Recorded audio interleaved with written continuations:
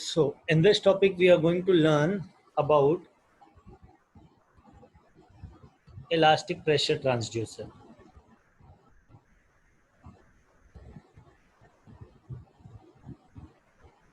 So, what are the things that comes under elastic pressure transducer? Like, first of all, what do you mean by elastic pressure transducer? Something which regains its shape after application of pressure. Like it measures the pressure and again regains its shape. Okay, and it works on the principle of elasticity. Okay, so various basic elastic pressure transducers are Bourdon tube. Okay, then I can say after Bourdon tube I can take an example of bellows, diaphragms,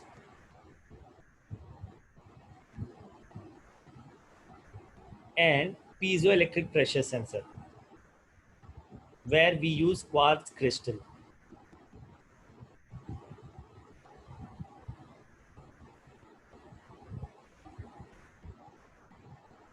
Okay,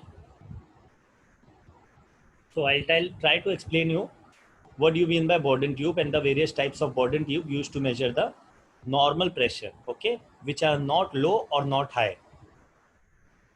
So Bourdon tube is basically of three types. Okay, C type Bourdon tube, then we also have spiral type Bourdon tube, or you can say, yeah, spiral type Bourdon tube, and helix type Bourdon tube, or you can say helical type Bourdon tube. So these are the three types of Bourdon tube that are commonly used. Now, how does a Bourdon tube elastic type Bourdon tube works? Okay. Now, it consists, if I try to explain you Bourdon tube of C type, I have just drawn the diagram that you can see. It consists of a tube which is oval in section or which is C shape in section. If you can see, this is my tube, C or oval shaped. Okay, that's why the name comes as C type Bourdon tube. Okay, it has an angle of, this tube has an angle of 250 degree, at least 250 degree, that you can see here. Okay, it has a tip which is sealed, okay, and one tip which is free. If you can see, this is the free end of the tip, and there is one tip which is sealed end. Okay, now the tip is, if you can see, one of the free end is attached to the, if you can see, the pressure comes from the free end. Okay, whatever pressure that you are going to measure comes from free end. Okay, pressure comes from free end, simple as that.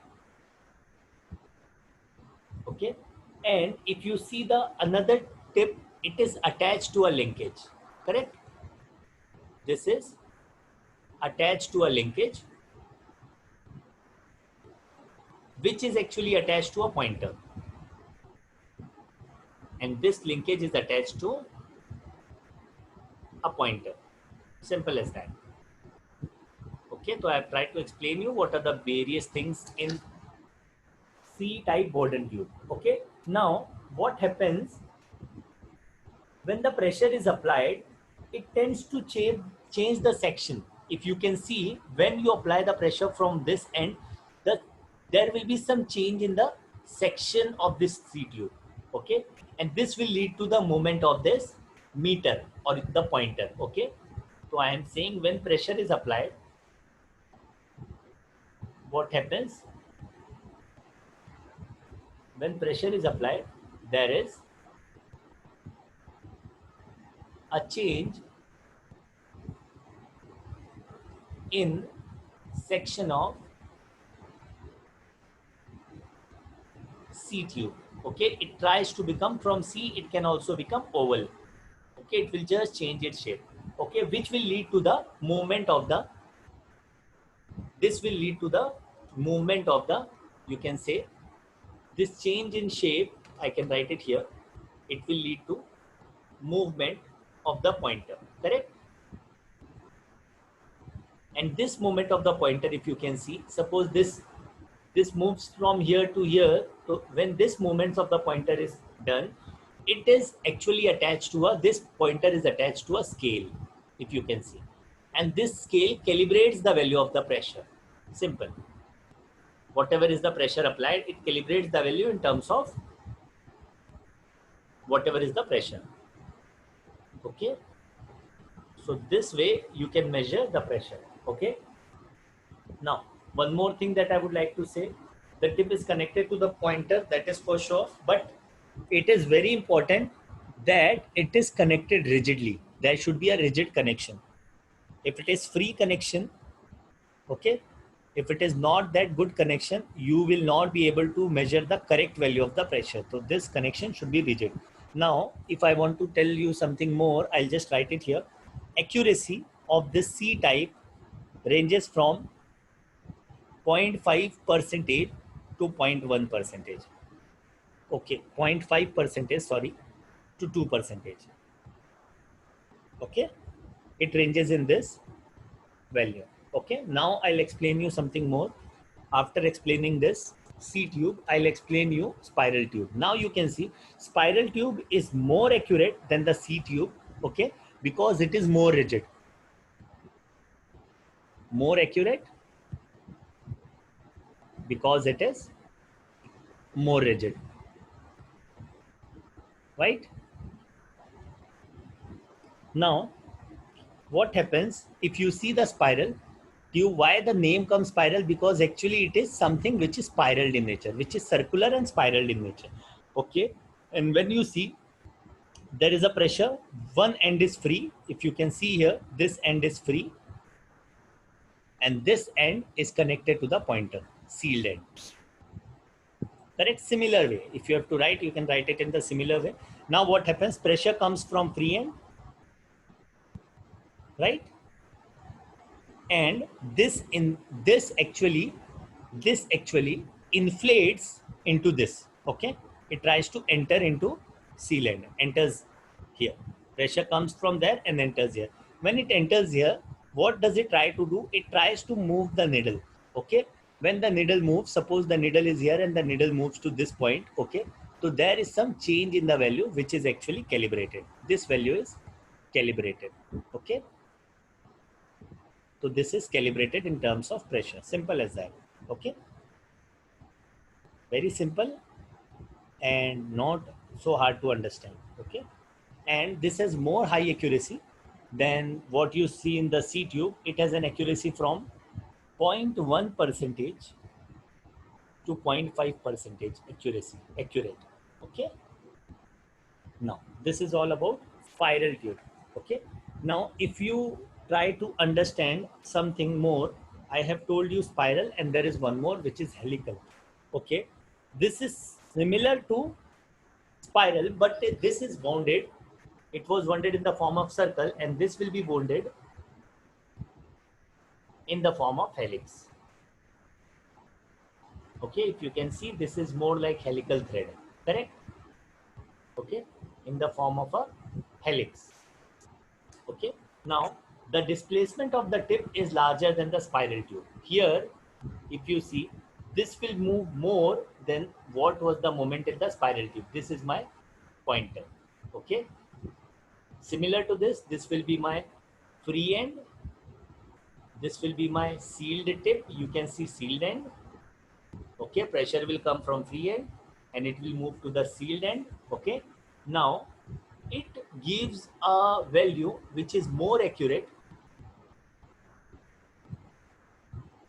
than spiral and C tube because of its rigidness, or you can say compactness of the structure,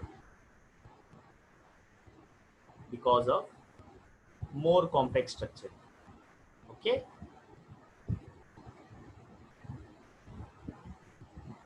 accuracy is higher than C tube or spiral tube. Similar to that, you have to explain this also. This is not something, and it will be calibrated again, like the pointer moves from here to here, so it will also be whatever is the reading at the scale, it will be calibrated in terms of pressure. Simple. Okay. So this is more about, you can say, about Bourdon tube. Okay, so I have explained you three types of Bourdon tube. Now I'll just put down what are the materials used for Bourdon tube. I'll just write it here. Materials used for Bourdon tube. I'll just give me a second. Materials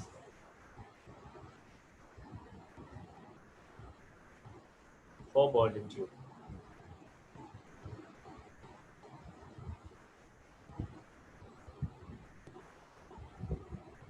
Okay, the various materials used for Bourdon tube are brass. I'll just name a few. Stainless steel. Bronze is also used. Copper is also used. Copper is a good material. Okay, and it also, this kinds of this, all these materials depend upon what is the pressure range.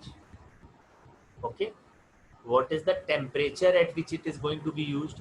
Okay, if it is going to be high temperature, we can use bronze and copper. If it is at a low temperature, we can use stainless steel.